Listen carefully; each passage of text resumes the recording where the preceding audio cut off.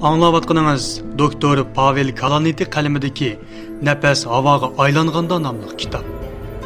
Bu kitobni Bilgajon tarjima guruhisidagi fidoyi tarjimonlar inglizchadan uyg'urchaga tarjima qilgan.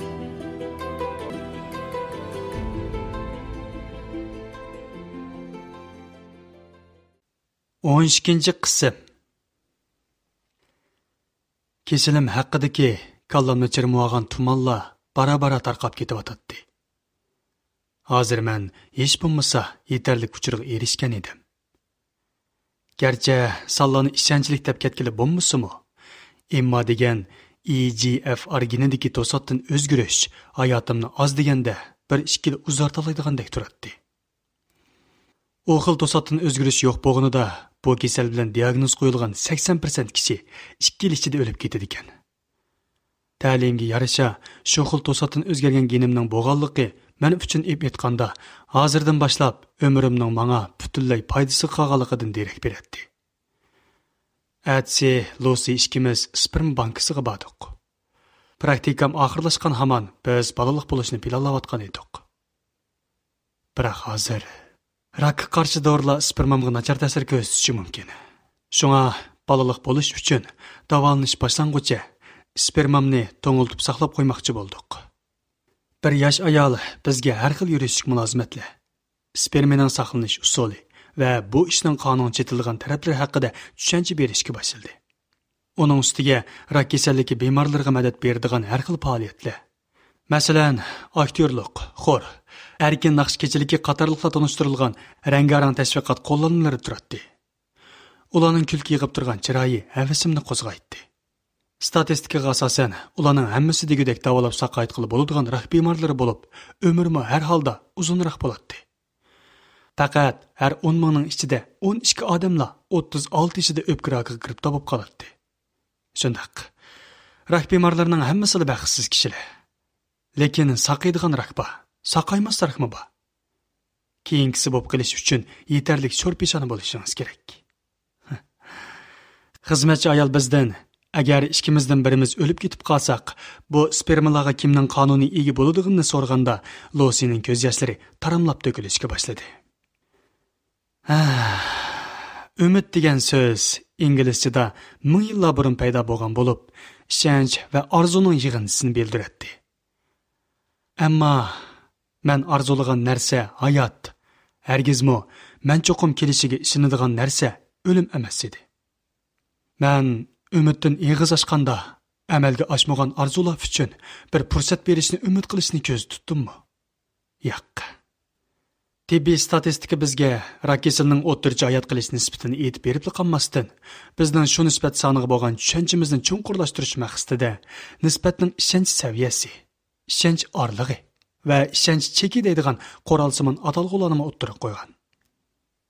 Amsa men degan umid statistikada ehtimolliqi tuvan bo'lgan. Ammo mumkinchiligi yo'q degili bo'lmaydigan. Masalan, 95% ishonchlik xulosasining sirtidagi shu 5% bo'lib qolsa-chu. Tarjimondan statistika ilmida chiqarilgan yakunlar odatda 95% ehtimolda xato chiqib qolgan yakunning qarshi yakunni to'g'ri deb e'tirof qiladi. Demak, 5% ehtimollikda to'g'ri deb qaralgan yakunga tushmaydigan ahvollar bo'lishi mumkin. Masalan, 2 yilda o'lib ketadi deyilganda, undaq bo'lmay qolishning ehtimolliqi bor. Lekin bu ehtimollik aram 5% yoki uningdan tuvan degan gap. Ajiba, umid degan shumidi? Biz bu agressivliklarni mavjudlik bosqichlariga, mag'lubiyatdan umidsizlikka, uningdan reallikka qaytishga, ondan umidvorlikqa, oxirida xam xiyolga bo'lalamdiq. Salla faqatla salladan iboratmi? Biz bu umidni ziyoda cho'ng ko'rib oldikmi?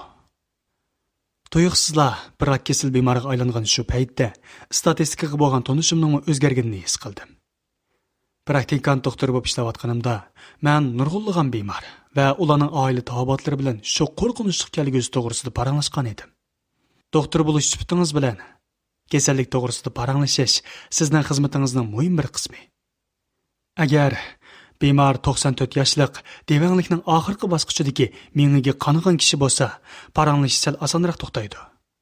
Lekin bemoringiz mendek 36 yoshga kirmayla saqaymas rak bilan diagnoz qo'yilgan biri bo'lsa, nima deyishni sizmi bilmay qolasiz. Doktorlarning bemorlarga qanchalik umri qolganligini deb emasligi, ularning bilmaydiganligidan emas. Albatta, agar bemorning kutgini amaliyotda bakla halqib ketsa, masalan, birisi 130 yil yashmoqchi bo'lsa, yoki surilib ketgan terisini ko'rsatib, "Men o'lib ketadigan bo'ldim" deb vasiyat yozib yursa, u chaqda doktorning vazifasi ularga aqlga uyg'un ehtimollik doirasini ko'rsatib qo'yish bo'ladi. Amaliyotda bemorning erishmoqchi bo'lgani doktor yoshirib aytmagan fanniy paketlar emas, balki har bir aylan o'zi tonishi zarur bo'lgan mavjudlikning ahamiyatidir. Statistikadagi sonlarga eslab xuddi usuzliqqa tuzliq suv ichgandeklar ish. O'lim oldidagi iztirobni statistikadagi mumkinchilik bilan tugatgili bo'lmaydi. Sperma bankasidan uyga qaytib kelibla bir telefon qabul qildim. Ularning deyishicha, menda haqiqatan davolashga bo'ladigan bir to'satdan o'zgargan gen rayoni EGFR bor ekan. Demak, ximiyalik davolash qilmay, oxiranlik tarsiva deydigan dori bilan davolandim ekanman. Tezlik kuch-quvvatga to'lib qolgandek bo'ldim. Nimaligini bilmayman. Lekin menga umiddak. Turmushimni o'rib qora bulutlar ozroq tarqab, hayotimga kunning nuri sal tushib, beshimning ustidagi ko'k osmon ko'ringandek bilindi. Bir necha haftaga qolmay ishtoyim asliga kelib, sal samirgandek bo'ldim. Mushu yaxshilanishning natijasida ig'ir donxo'rak besib ketdi. Lucy mening siliq terimni bak yaxshi ko'radi. Amdilikda terimni qapartmala qaplapla qolmay, qon suyulib chiqishlatgan dori tufayli qon tapchirabla turadi. Qomatimni kelishgan qilib turgan narsalar bir-birlab yo'qovatadi. Lekin rostdan desam, kelishgan bo'lolmasammi, hayot qolsamla olamcha xushal bo'lardim. Lucy menga: "Pavel, teringiz donxo'rak bo'lsin yoki siliq bo'lsin, o'xshashsa yoqtiraveraman", dedi. Lekin men odamni odam qilib turg'ini faqat shu odamning mingisi emasligini, balki tanmu qo'shilib, ondan kimligimizni tashkil qiladiganini aniq bilardim. Piyoda sayohatni, yugurishni yaxshi ko'radigan, o'z muhabbatini chin quchoqlash orqali ifodalaydigan, jiyanini osmonga egiz etib xush qilib kuldiradigan endi nelargadir g'oyib bo'lgan edi. Qaytadan shundoq bo'lib yashash faqat xiyolimdagi orzuga aylanib qolgan xolos. 2 haftada bir qatam immo bilan ko'rishishga boshladik. Bizning paranglarimiz tibbiy temalardan ko'proq, masalan, qapartmalaringiz qandaqroq degandek mavjudiyat temalariga yuzlanishga boshladi. An'anaviy rak kasali andesida nurg'un kishilar rak oldida taslim bo'lishni, oilasi bilan bir mezgil bo'lsa-mu birga o'tib olishni tanlaydi. Albatta, bundaq boshqa kelganni ko'rishmi bir tanlash. Pavel, nurg'un kishilar rak diagnoz qo'yilgandan keyin xizmatdan iste'fo beradi, dedi Emma. Ba'zilari aksicha o'zini xizmatga texmi urdi. Har ikkisi to'g'ri. Xiyolimdagi 40 yillik kasbiy hayotimning oldingi 20 yilida doktor va olim bo'lsam, keyingi 20 yilida yozuvchi bo'lsam deydigan planim bor edi, dedim men. Amdilikda xizmat hayotimning emas, butun hayotimning oxirgi 20 yildan xeli ko'pini yashab bo'lganda qilaman. Amdilikda qaysi kasbni qilish kerakligini bilmayapman. Bu savolingizning javobini men berolmayman, dedi Emma. Men faqat xohlasangiz xizmat o'rningizga qaytib, doktorlikni qilaversangiz bo'ladi deb maslahat berolmayman. Lekin muhimi, siz o'zingizga nimaning muhim ekanligini ayirib olmasangiz bo'lmaydi. Agar qanchalik umrim qolganligini bilgan bo'lsam edim, oson bo'ladi. Agar 2 yil umrim qolgan bo'lsa, yozuvchilikni boshlaydim. Agar 10 yilim bo'lsa, doktorlikni qilaverdim. Pavel, sizga aniq bir son deb berolmayman. Buni sizmi bilasiz? Shundoq. Men bilaman. Uning sonsiz qatim takrorlab o'zini qochirib aytganidek, qimmatini tepish o'zimga bog'liq. Shundoqdimi, ko'nglimning bir yerlaridan bu degan o'zini ip qichishqo degan sado keladi. To'g'ri. Menmi bemorlarimga aniq javob berib baxmagan. Lekin men har qachon ularning nimani tanlaydiganligini oz-to'la his qila oldim-ku. Bo'lmasa, hayot mamatlik qarorini qandoq chiqara oldim?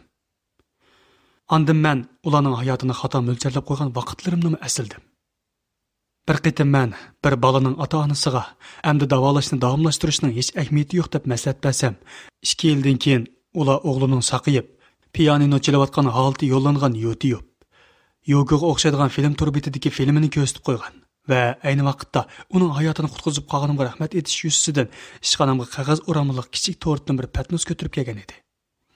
Mening o'sma kasalliklari doktor bilan ko'rishishim oldin kelishib qo'ygan har xil tekshirishlar ichida eng muhim edi. Doktorlar uchunmi ham shunday edi. Lekin men ko'rishadiganlar ular emas. Men Lucy'ning ching turishi bilan oila masalalari doktor bilan ko'rishdim. Uning deresiz ishxonasidagi krestolda yonishib o'ltirib, hayotimizni, hozirimizni va kelgusimizni, rak diagnozini anglaganda bizning qandoq vayron bo'lib ketganimiz, bilgandan keyingi azob va kelgusini ko'rolmaslikdan kelgan qo'rqinchlarimiz, uydagi hisobning taloq to'g'ri kelmaganliklari, mushundaq vaqtda bir-birimizga hamroh bo'lishimizning zarurligi haqida suhbatlashdik. Amaliyotda rak oilamizni qutqizgan edi. Mundaqday. Sizlar bu kelishmaslikni men ko'rgan har qanday ayoldan yaxshi qabul qilyapsizlar, dedi doktor tunji ko'rish oyoqlashganda. Men sizlarga qaysi jihatdan maslahat berishni bilmayapman. U yerdan kulib turib chiqdim. Hech bo'lmasa, yana bir ishda muvaffaqiyat qozonibdiman. Nurg'un yillardan buyon kesili qattiq ig'ir bemorlarga qarg'inimning foydasi bo'pti. Men Lucy'ga qaradim. Uningdan kulimsirash kutatdim. Ammo u beshini chayqadi. "Tushunmadingizmi?" dedi u qo'limni tutib turib.